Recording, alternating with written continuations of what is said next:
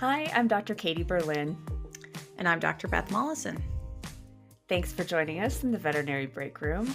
Today, we're keeping it short and sweet. It's kind of like a real break room conversation because we're talking about pet peeves. You know, we try to keep it positive here on the break room, and we're going to do the same thing today, but it is a fact of life that if you work in a vet clinic or, if you're a live human on the planet, you have pet peeves. And I was telling Beth that I have this coworker who used to call it puffer fishing, where you'd just be like having a normal day, and then like all of a sudden somebody would do something and it just made your head puff out like a puffer fish, just like blam all of a sudden, and you just like cannot not be annoyed by it. So today we're talking about those things. So Beth, would you like to start? Sure. I was going to say, I obviously relate super well to this topic. Life is full of pet peeves. I feel like usually my family's on the hook for triggering me, but that certainly doesn't mean that at the clinic I'm not being triggered as well. So, yeah, this is my first one for you, Katie. I might be alone in this.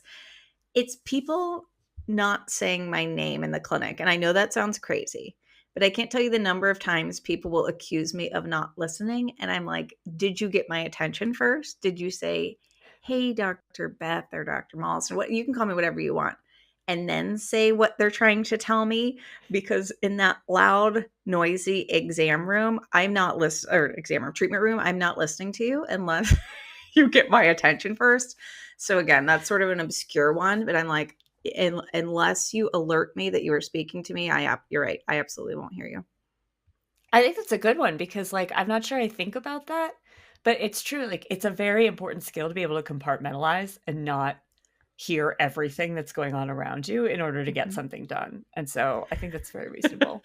Thank you. Yes, I've been accused of poor hearing, which I do think could be a slightly separate issue, but I'm like, guys, my hearing will be 99% better if I know you're speaking to me. Anyway, Katie, what's on your list? Okay, so the first one that comes to mind is not labeling blood or urine tubes or fecal samples immediately upon receiving them. So, like leaving the blood tubes on the counter while you take the pet back to the owner, and then maybe like put something in the record and make sure charges are in. Like, just get even if there's no Sharpie nearby, because we know that they grow legs and like walk around, just label them with something, a piece of tape, a pen, just something that you can then like reinforce later, because it makes the vein on my head pop out to see unlabeled samples sitting on the counter. So Yeah, I just can't get past it as long as I live. I think that's fair because it only takes one time for blood to go wasted or having to redraw blood on someone. I mean, there's a lot of patients where that blood is like gold because it's hard to get, or their veins are small, or their veins are now blown. Anyway, fully. Yeah, or it took you 6 months to talk the client into doing it. Right, or the Like, pet's already home. The two right? pets who's you're not sure whose blood it is are both already home.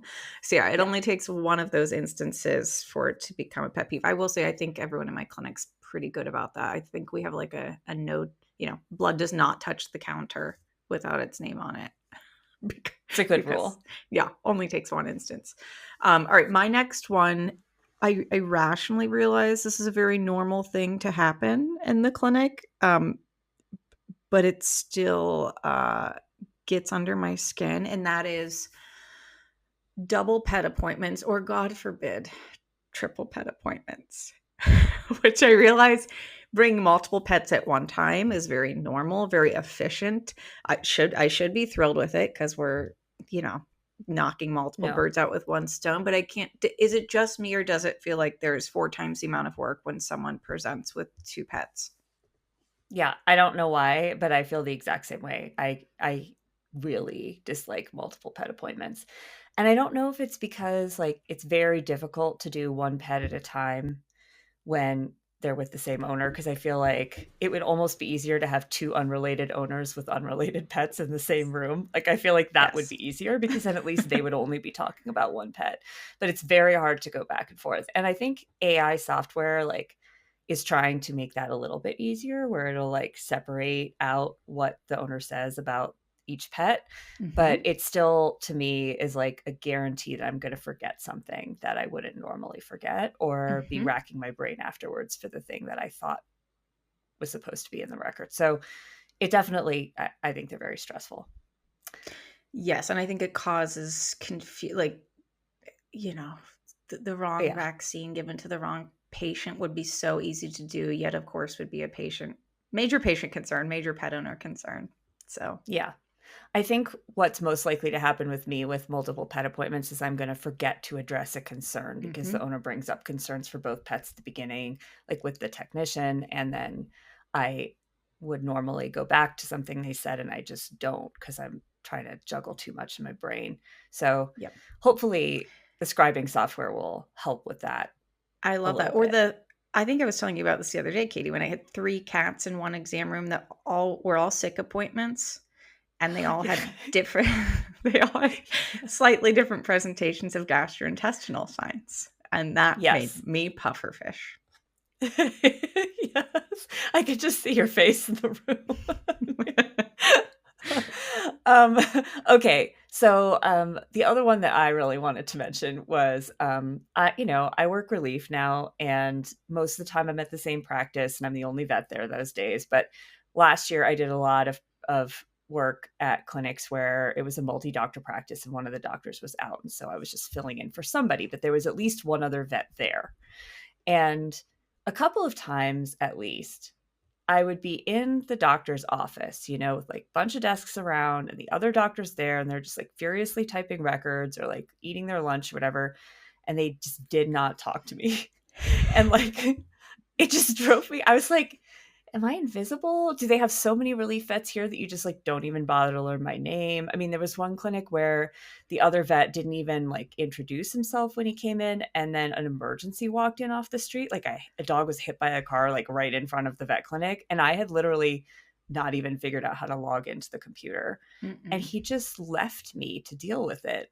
And I was like, "Hi, I'm Katie," like to the other staff. I was like, "Hi, I'm Katie. Like, I'm a doctor and I'm working with you today. And there's a dachshund outside that got hit by a car." It was like extremely stressful. And so that is a pet peeve, is when you have a relief person in the clinic and you don't sort of welcome them with open arms.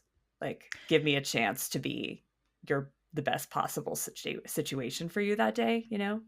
Yeah, I was gonna say I could see how as a relief doctor, just 90 seconds of pleasantries could change the tone for the whole day, or Yeah. some sort of some sort of welcoming presence could really Yeah. make a big difference for everyone. Acknowledging my existence. I'm not asking for like we share our deepest, darkest secrets, although I generally will do that with just about anyone. But I feel like not everyone is like me, and I get that. But you could at least be like, "Hey." Yeah, I would say the only thing So, I can think is if there's a rotating line of vets in and out, maybe they start to glaze over. It's no excuse. I am with you. well, and now I see why, right? Like there are those hospitals that have shifts posted all the time for relief vets, and they always seem to need people, and those hospitals were the ones where I just kind of felt like I was like the when you order flowers and there's just like filler in there. That's how Yep. I felt. I was like flower filler in the hospital that day. Yeah. So Doesn't make you I rush I right feel back. like the two are connected. Yep. Anyway.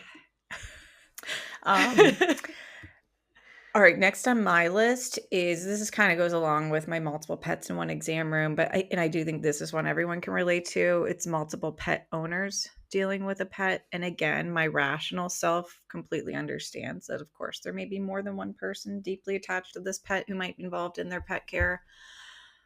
But I really wish people could recognize that if you had one assigned owner to your pet that was receiving all of its communication, that we could really streamline communication and care and get the job done a lot better and more efficiently. Because I feel like it causes so many miscommunications. I feel like there have been client issues or complaints when the person who's following up wasn't at the original appointment. They didn't get all the information. They're misinterpreting your train of thought in terms of their pet's diagnostic workup, et cetera, et cetera.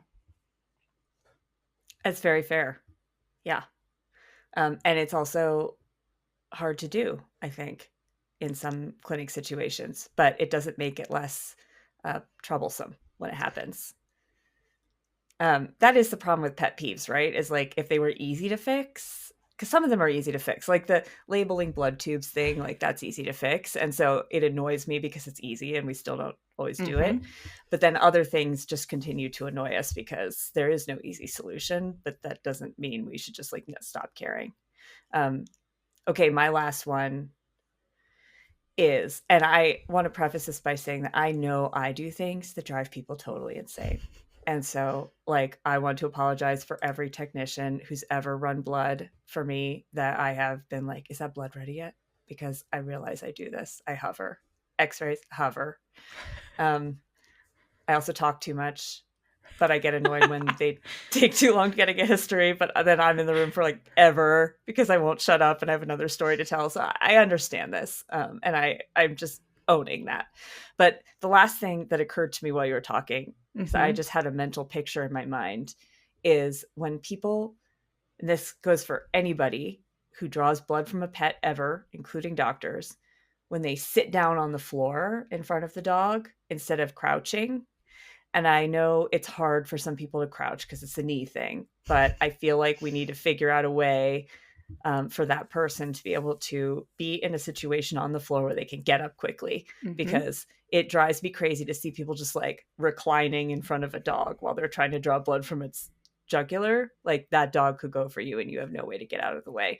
So I get super annoying about that in the clinic too, I think that's smart. I don't like it. You're literally a sitting duck in front of them. I don't know if I've ever thought of that one, but it'll now be added to my pet peeve list, which is probably not what I needed. But no, I'm sure if we kept talking, Katie, we could add, unfortunately, probably more. But like you said, if any of you out there have ever been personally victimized by mine or Katie's, Katie, and triggered one of your pet peeves, certainly let us know. Not trying to call anyone out here, or if there's other good pet peeves that you guys think of, again, feel free to share them with us. Yes, I want to hear about them. Like, tag us on social, send us DMs. Like, we want to hear about the pet peeves because sometimes you just got to get it out, Yes, venting is half the solution, I think. Yeah. But yeah, let's see, Katie, any wins this week? I know we like to end on a positive note, especially after our venting session. That's true. Yeah. I mean, I have had a couple of really good clinic days recently where all the clients were good, all the pets were good. Like I had a day last week or the week before where like every dog I saw was just like the best dog ever. Aww. And I just love that. And I realized too, like I believe that every dog in every exam room is the best dog ever. They just might not be outwardly expressing the bestness at the clinic. Absolutely. And we all get stressed and we're not our best selves, but like these dogs were all just like, hey, and I just feel like that's a good day. You leave and being like, I really like this job. Makes a big difference. That's a huge win. I think we have those days in the clinic too, and we try to appreciate them because of course it does, just like anything else, seems to come in groups where all of a sudden every dog there loves you instead of maybe dislikes you, which is what makes the job more fun. My win also going to be dog related, and that is that I got my dog's teeth cleaned, which I think as many veterinary professionals out there can relate to. I have a hard time sometimes of getting my own pet's health needs taken care of.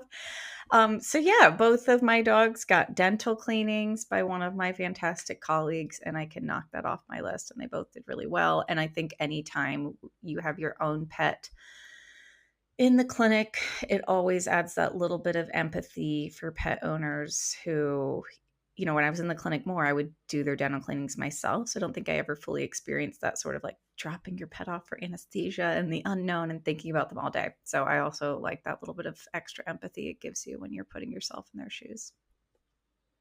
Absolutely, it does. Yeah. Well, thanks for joining us today for this short and sweet episode, and let us know what you think. And again, we want to hear your pet peeves because it makes me feel better to know that other people have them as well, even though logically I do. So thanks for listening. We'll catch you next time. Thank you for joining us in the Veterinary Breakroom. If you enjoyed today's episode, you can find us wherever you listen to your favorite podcasts, including a video version on YouTube. While you're there, make sure you subscribe, rate, and review. You can also listen to or watch our podcast episodes on our website at cliniciansbrief.com/podcasts or drop us a line at podcasts@instinct.vet. Veterinary Breakroom is an Instinct Science production produced by Alexis, Ussery, and co-hosted by Alyssa Watson, Beth Molleson, and Katie Berlin.